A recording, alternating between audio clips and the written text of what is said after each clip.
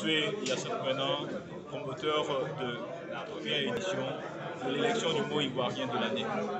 Donc nous étions à la conférence de presse qui a lancé ce jour 27 juillet 2022 la première édition de l'élection du mot ivoirien de l'année. Il s'agira pour les Ivoiriens à partir de ce jour jusqu'au 30 août de voter sur la plateforme Amphi TV, c'est-à-dire sur Facebook. Vous allez sur Amphi TV, ENFRI, et vous allez voir sur cette plateforme-là le formulaire que vous allez remplir.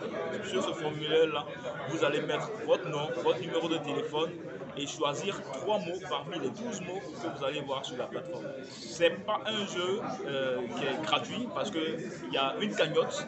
Il y a une cagnotte par derrière qui vous permet de vous partager 1 million de francs CFA.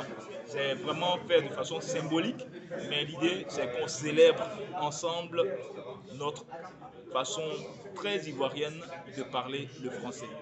Qui fait la promotion de, non seulement de la Côte d'Ivoire, de l'ivoirien, du langue ivoirien.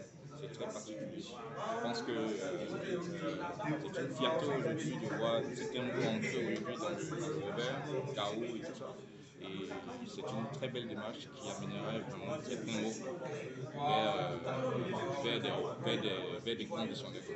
Je suis très heureux, très fier et je soutiens vraiment cette initiative-là.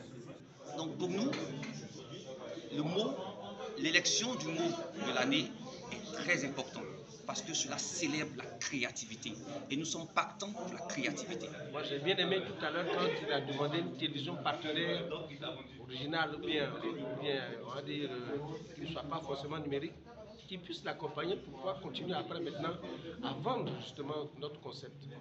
Voilà, l'expression ivoirienne de l'année s'inscrit dans la logique des choses. Il faut que les vacances aujourd'hui doivent être un moment de partage, de vision, de couleurs.